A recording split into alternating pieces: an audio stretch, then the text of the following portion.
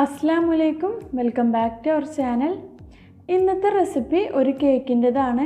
Cake ടിന്നും അതുപോലെ തന്നെ measuring cup ഒന്നും ഇല്ലെങ്കിലും നമ്മളെ വീട്ടിലുള്ള ടേബിൾ സ്പൂണും അതുപോലെ തന്നെ ഫ്രൈ പാൻ ഒക്കെ വെച്ചിട്ട് എളുപ്പത്തിൽ ഉണ്ടാക്കാൻ പറ്റിയിട്ടുള്ള ഒരു കേക്കിന്റെ റെസിപ്പിയാണ്. അപ്പോൾ നമുക്ക് ഇത് എങ്ങനെയാണ് തയ്യാറാക്കേണ്ടത് നോക്കാം.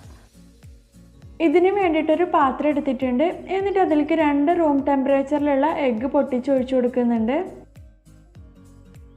ഇനി ഇതിലേക്ക് 6 ടേബിൾ സ്പൂൺ പഞ്ചസാര ഇട്ട് കൊടുക്കാം. അപ്പം നമ്മളുടെ വീട്ടിലൊക്കെ ഉണ്ടാകുന്ന ഇതുപോലുള്ള ടേബിൾ സ്പൂണിൽ 6 ടേബിൾ സ്പൂൺ പഞ്ചസാര ഇട്ട് കൊടുത്താൽ മതി. ഇനി ഇതിലേക്ക് ആഡ് ചെയ്ത് കൊടുക്കുന്നത് 1/2 ടീസ്പൂണോളം വാനില എസൻസ് ആണ്. അതുപോലെ തന്നെ 6 ടേബിൾ സ്പൂണോളം ഓയിലും കൂടെ ഒഴിച്ചു കൊടുക്കാം. അപ്പം ഞാനിപ്പോൾ ഇവിടെ എടുത്തിട്ടുള്ളത് സൺഫ്ലവർ ഓയിലാണ്. ഇനി ഇതെല്ലാം കൂടിയിട്ട് നല്ല രീതിയിലൊന്ന് മിക്സ് ആക്കി എടുക്കാം.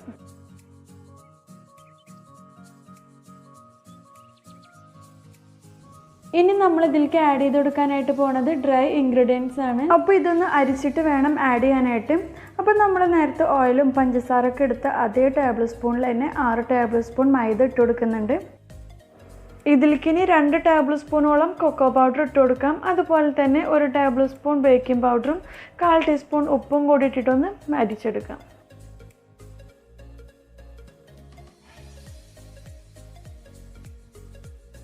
ഇനി ഇതെല്ലാം കൂടിയിട്ടൊന്ന് മിക്സ് ആക്കി എടുക്കുന്നുണ്ട്.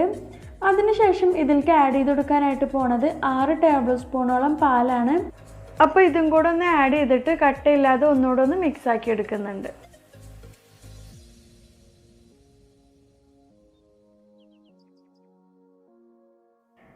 അപ്പോൾ ഇത് നമ്മളുടെ കേക്കിനുള്ള ബാറ്റർ ഇവിടെ റെഡി ആയിട്ടുണ്ട്. ഈ ഒരു കൺസിസ്റ്റൻസിയിലാണ് നമുക്ക് കിട്ടുക. ഇനി നമുക്കിത് എങ്ങനെയാണ് ബേക്ക് ചെയ്തെടുക്കേണ്ടത് നോക്കാം. അതിന് വേണ്ടിയിട്ട് ഇതാ ഒരു ഫ്രൈ പാൻ എടുത്തിട്ടുണ്ട്. ഇനി ഇതിലേക്ക് കുറച്ച് ഓയിൽ സ്പ്രെഡ് ചെയ്തിട്ട് ഒരു ബട്ടർ പേപ്പർ വെച്ച് കൊടുക്കാം. എന്നിട്ട് അതിൻ്റെ മേലും ഇതുപോലെ കുറച്ച് ഓയിലൊന്ന് സ്പ്രെഡ് ചെയ്ത് കൊടുക്കുന്നുണ്ട്. അതിനുശേഷം നമ്മൾ റെഡിയാക്കി വെച്ചിട്ടുള്ള ബാറ്റർ അതിലേക്ക് ഒഴിച്ചു കൊടുക്കാം. ബാറ്റർ ഇതിലേക്ക് ഒഴിച്ചു കൊടുത്തിട്ടുണ്ട്. ഇനി ജസ്റ്റ് ഇതുപോലെ ഒന്ന് ടാപ്പ് ചെയ്തെടുക്കാം. അതിനുശേഷം ഗ്യാസുമ്മ വെച്ചിട്ട് ലോ ഫ്ലെയിമിലാക്കിയിട്ട് ഒരു 10 to 15 മിനിറ്റ്സ് വരെ ഒന്ന് കുക്ക് ചെയ്തെടുക്കാം. നമ്മൾ ബേക്ക് ചെയ്യുന്ന പോലെ അധികം സമയമൊന്നും വേണ്ടി വരില്ല. പെട്ടെന്ന് തന്നെ ഇത് കുക്കായിട്ട് കിട്ടും. അപ്പോൾ ഒരു 10 മിനിറ്റ് കഴിയുമ്പോഴേക്കും ജസ്റ്റ് ഒന്ന് ഓപ്പൺ ആക്കി നോക്കുക കുക്കായിക്കണമെന്ന് കേട്ടോ. അപ്പോൾ അതാ 10 മിനിറ്റ് കഴിഞ്ഞു. കേക്ക് നല്ല രീതിയിൽ തന്നെ കുക്കായിട്ട് വന്നിട്ടുണ്ട്.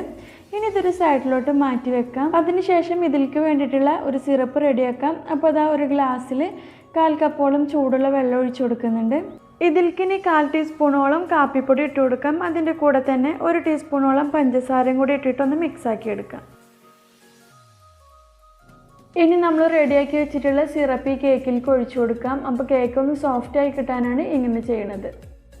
അപ്പോൾ ഇതാ ഈ ഒരു സിറപ്പിൽ കേക്ക് നല്ലോണം സോഫ്റ്റ് ആയിട്ടുണ്ട്. ഇതിന് മുകളിലായിട്ട് ഞാനിനി ഒഴിച്ചു കൊടുക്കുന്നത് ഹോം മെയ്ഡ് ചോക്ലേറ്റ് സോസ് ആണ്. അപ്പോൾ ഇത് എങ്ങനെയാണ് ഉണ്ടാക്കുക എന്നുള്ളത് ഈ വീഡിയോയുടെ തൊട്ട് മുന്നത്തെ വീഡിയോയിലുണ്ട്. വളരെ എളുപ്പത്തിൽ തന്നെ കുറച്ച് ഇൻഗ്രീഡിയൻസ് വെച്ചിട്ട് ഉണ്ടാക്കാൻ പറ്റിയിട്ടുള്ള ഒരു ചോക്ലേറ്റ് സോസിന്റെ റെസിപ്പിയാണ്. നമുക്ക് കുറച്ചധികം ഉണ്ടാക്കുകയാണെന്നുണ്ടെങ്കിൽ ഫ്രിഡ്ജിലൊക്കെ സ്റ്റോർ ചെയ്ത് വെക്കാനായിട്ട് പറ്റും. അപ്പോൾ ഞാനതിൻ്റെ ലിങ്ക് ഡിസ്ക്രിപ്ഷനിൽ കൊടുക്കാം കേട്ടോ. ഇനി നമുക്ക് ഈ കേക്ക് 1 മണിക്കൂറെങ്കിലും ഒന്ന് സെറ്റ് ആവാനായിട്ട് ഫ്രിഡ്ജിൽ വെക്കാം. അപ്പോൾ അത് കേക്ക് ഇവിടെ റെഡി ആയിട്ടുണ്ട്. നല്ല സോഫ്റ്റ് ആയിട്ടുള്ള ഒരു കേക്കാണ്.